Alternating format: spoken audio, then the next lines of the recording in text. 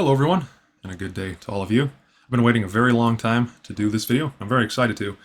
A review on Black Ops Defense and the refinishing. If you remember, if you've watched my channel before, a little over 10 months ago, I was doing some videos on a G95K build that I was planning to do, and this is that same rifle that I just got back from Black Ops Defense today. So I wanted to go ahead and talk about it, go part by part, and just talk about how things went. So I think a very good point to start on is why has it been over 10 months since I last did a video on this. I haven't been sitting on this actually. Today, when I'm recording this, which is a little bit ahead of when you're actually watching it, but this is exactly 10 months and I think 4 days from when I actually sent it to Black Ops. So it has been a while. I did have clear communication with them throughout the process. It definitely did take a little too long, I would say, but they were having some issues. So this is actually Reanodized. This is not Cerakote. Originally, I'll put up some photos of how this looked before. Originally, this was all black. I have an ADM4 lower here, and then an MR556 upper receiver. And they mentioned, when I very first did this, I asked, like, what is an estimate, just approximate, of how long this would take? They said about just a couple months, a few months. So I waited, and I believe around December, I was thinking, okay, it's been about 3 or 4 months now, so haven't heard back from them. So I emailed them. And they were having some issues with the reanodization process. And I believe that so everything in the batch that they were doing, including my rifle here, for reanodization, I believe that they got them done because, you know, that was what the order was for reanodization. But I don't think they're taking any more anodization lowers, at least when I'm making this video. I think now they just do Cerakote because they were having some pretty significant issues, it sounds like, with the process. And it coming out kind of blotchy or stuff like that. As far as how it ended up turning out, I believe they mentioned that they needed to re-anodize this actually twice, because the very first time they were having some issues with around the trigger guard, they said, and it not getting really even. You could still kind of see some black through. And if you look really, really closely, like super fine, you can see there's a little bit right there. But you can see, if I flip this around here, you can see it's very, very even and extremely well done overall. Same on this side here, all quite nice. Now I sent them as you can see, this is not an HK lower, despite how it's marked. As I said earlier, this is an ADM4 lower. So when I first sent it to them, I was fully expecting that they would just re-anodize this, but not remark it, and then remark the upper as well. However, I was very pleasantly surprised that they actually did, as you can see. Now, I mean, it's kind of weird if you think about it, like as far as the trademark is concerned and all that this is an ADM lower marked like this. But as far as the build is concerned, it looks great. The reason I went with an ADM4 lower is because I am doing a G95K build, which has a lot of the ambi controls, and this lower is an ambi one, and it was kind of the closest I could get. Now, I could have bought an actual MR556 lower, for example, and requested that they make the cut right here for the ambi bolt catch to come out, and then I could have installed the ambi magazine release as well, but I wanted the fence around this area. If you look at actual G95Ks or anything above the 416A5 and up, they all have these fences kind of right here, and then right here around the magazine release as well. Now, when I had this refinished, there wasn't any other options. Apparently now Black Ops Defense has some method of welding on aluminum, which sounds really crazy, and I'm really interested in how they're managing to do that. But I saw some lowers they're doing for the 417 and the M110A1 clones, and they are able to actually kind of weld on these fences now. So that's really impressive. And if they had that back when I originally did this build, I may have actually gone that route. They also did the buffer tube. Again, this is not an HK buffer tube. This is actually an Aero Precision with the kind of the ears here that you can see, which I picked up that way I could use the extended castle nut, because you do need certain buffer tubes are not compatible, and you do need to make special accommodation for those HK extended castle nuts. But they did that, as you can see. Very, very good match there. Let's go ahead and move to the fire selector markings. This was pretty cool. They mentioned they weren't sure if they would be able to do the backfill, the red and the white here, just because, as you can see, these are engraved, milled into the lower differently than on an HK. The HK is just kind of a outline of a bullet, and yeah, that's how those pictograms are. But this one, you can actually see there's the whole marking there, but they were still able to backfill, which is really nice. They did that on both sides here. Very cool. And of course, moving to the G95K, they did an excellent job here. If I remember right, I would need to look at the reference photo that I sent them again. They did mention they needed to move things ever so slightly because on this ADM4 lower, unlike a regular mil-spec lower or an actual 416 lower, they have this bulge here on this ADM lower. So they did have to kind of move this slightly down. I'm perfectly okay with it. I'm not doing a one-to-one clone build. I don't really care. I plan to actually use this rifle more than anything, so I'm not a stickler for super particular details. This looks phenomenal, in my opinion. Going to the upper. Now this is... there's some interesting things here that happened. So, when I very first submitted this order, they asked what I want for the date code. This is a CC, well, upper as well. As you can see, it doesn't show that now. But this whole thing was CC, which was HK's date code system, which A is 0, and then B is 1, so 2022, just last year. But as I was waiting, as I said, kind of an extended period of time for them to get this finished and sent back to me, I was looking at the photos just from time to time, kind of like fantasizing over getting this back, and I did happen to notice on the actual G95Ks that they do use the new style marking, like this. The old style marking just says CC, just like on the barrel here, up here. But when I found that out, so several months into the order, I requested, like, hey, could you possibly change this? If not, no problem, I get it, because it's been a while, I already submitted the order, but they were totally cool with it, and they got it right, which is quite nice. As for the other remarkings, one part that they did not do, on the actual HK uppers, you do have a numbered Picatinny. They do not have that here. As you can see, that's been removed and hasn't been remarked, which is, I kind of do like them. I don't use them all too often. I usually just put a optic on here and set and forget, but it is not there, so just keep in mind that. One other part that they did reanodize here is the charging handle, which turned out very nicely. Extremely even anodization here.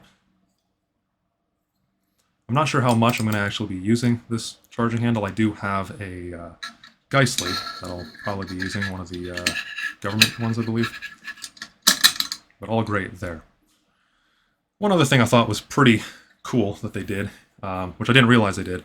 So this is just a absolute junk flash hider.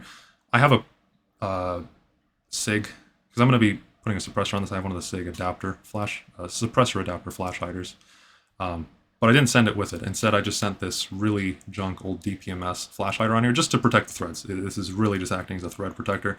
However, when they sent this back, they actually had this timed properly so that because this is an A2 flash hider, so that the flat is to the bottom. That way it won't kick up dirt. And they actually did put a crush washer on here too, because you can see right now it does have a rather large, ugly gap. So that is really nice of them to do that, because that wasn't mentioned anywhere. Now that I know that, in the future, I will mention to them if I send something like this again that they don't need to bother, because this is just literally a throwaway, and I don't care about it at all. But it is very cool of them, I think, that they did that. Last, one thing I did that I was a little bit concerned about when they are reanodizing it twice. So I'm not super familiar on the process of anodization or reanodization, but I do understand the basics. And part of what you have to do when you're reanodizing it, since this was black anodized originally, you do need to strip off the outer layer of anodization to get out all of that black anodization, and then you can reanodize it in tan, as you can see here. So one thing I was worried about, especially on this, because they have everything on this lower is using a set screw, which personally I don't like. I really prefer pins, but I was worried that these would maybe egg out, and also that potentially would, especially when they were reanodizing it twice, that it might make everything too thin and maybe break or just be kind of weaker. I don't see anything that's so thin that I'd worry about it. Obviously, I haven't actually fired it yet, but everything seems to be fine. Nothing's like flexing or anything crazy like that. But I did weigh this. I weighed this before I sent it and weighed it when it came back. And overall, both on the upper and on the lower here, buffer tube and everything, with everything that's been reanodized, I actually did lose about 2 ounces of material. So That is enough to not be a measurement error, so do keep that in mind if you're really worried about structural integrity, which I really don't think is going to be an issue here, but it did lose actually a pretty significant amount of weight for what it is. And one more point actually that I did almost forget to mention. One thing I wasn't sure if they would do or not is I wasn't sure if they would maybe Cerakote this ejection port cover in RAL 8000. Right now you can see it's just black as I sent it. I do have a RAL 8000 actual ejection port cover, but I will need to replace that, which is a little tricky on these HK rifles, but it's doable, not an issue.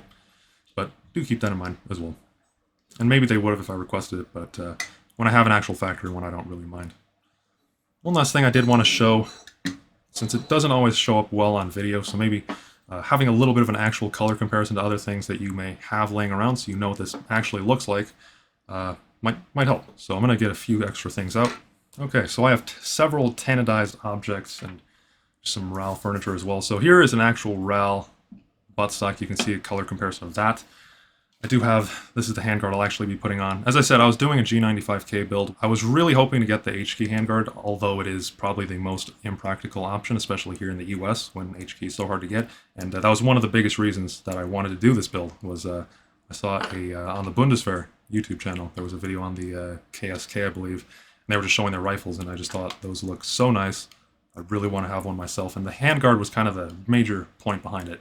And I did order one from Germany, which a few months ago, unfortunately, that completely fell through. And I got refunded and everything, which is fine, but is unfortunate. So I'm having a little bit of difficulty now sourcing the handguard. And I don't know, this is a very, very good handguard regardless. Although it doesn't look how I want it, this will work really well. But anyway, this is Desert Dirt color. I do also have a Manta FDE, bunch of rail covers on here, so you can see a comparison. I do have a Unity riser. You can see this is also Tanodized. Unity's probably the most inconsistent I've found so far for their Tanodization. This one's a lot more brown than anything else. I have another Desert Dirt color, which you can see is slightly different, a bit more brown as well. And I have an actual G28 rear sight here from HK, which is probably the best comparison here, although the G28 is also a slightly different color too. You can see just how that all matches up here. Overall, for how the build is actually going to look, I think this is a phenomenal color match. This actually matches really well with the Geissele handguard that I'm going to be putting on here, so I don't really have any complaints. And also, I do have a light, one of the Rain 2.0s, and just an iron sight from PRI, sorry, that I am going to be testing, just testing a few other things for some other stuff. But the Tanodization on both of these matches up quite well. This is a little bit darker, but the light especially is very, very close. That is quite nice. So overall, quite good. I'm actually going to go ahead and assemble this now. I wanted to do this video before I assembled anything, just on the off chance that I ding anything up, just to show how this actually came directly back from Black Ops Defense. I'm really happy with it. It definitely did take a really long time. I'm probably going to go with them again. I wanted to get my MR556A1 refinished, but, well, they don't even have reanodization as an option now, but even then, if they did, just with all the issues they had with the reanodization, I'd probably go with Cerakote.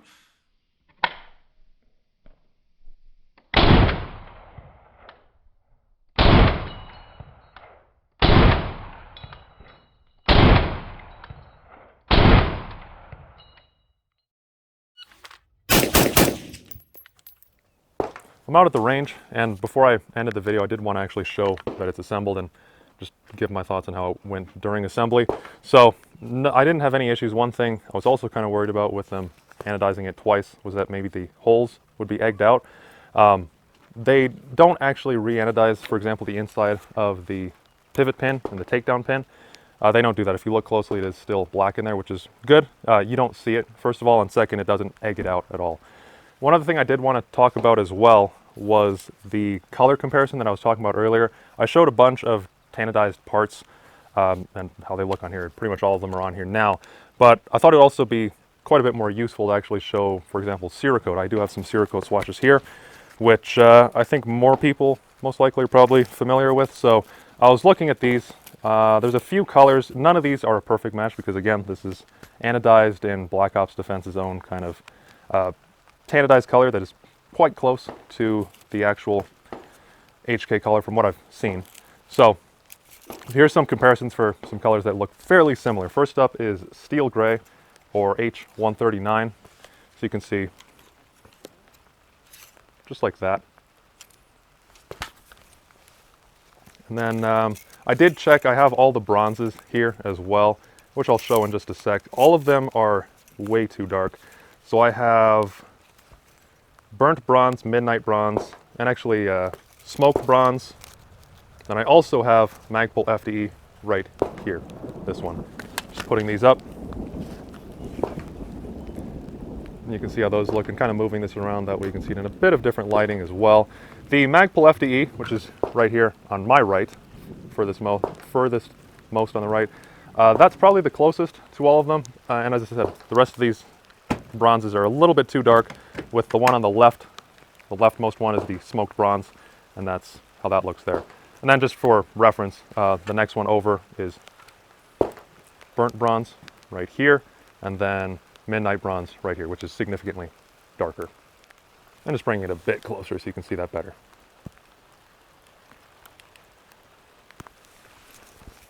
But I'm really happy with the build. Even though I don't have the right handguard, as I was kind of lamenting earlier in the video, it's still all good. And frankly, this looks really good, I think, even with this handguard. And yeah, I'm quite happy with how this turned out. Everything is fully assembled now. I'm probably not going to be really changing anything with the build. Only thing is I haven't staked this yet because there is ever so slight an amount of play, very little, between the upper and lower. So I might switch to the locking takedown and pivot pin that HK makes, because they really do help to tighten down the play between the lower and upper, but they're annoying to take on and off. So I'm undecided on that, but yeah, I haven't staked this yet because I did just want to test stuff, and pretty soon, after just a few more rounds, I will definitely stake my castle nut and be totally done. Thank you all for watching. This has been a fun video to make and to finally get this back. As I said, turned out really well. Let me know if you have any other questions on this or on anything else in the comments below. I'd love to hear it. And I hope to see you all in the next one. Take care. See you all then.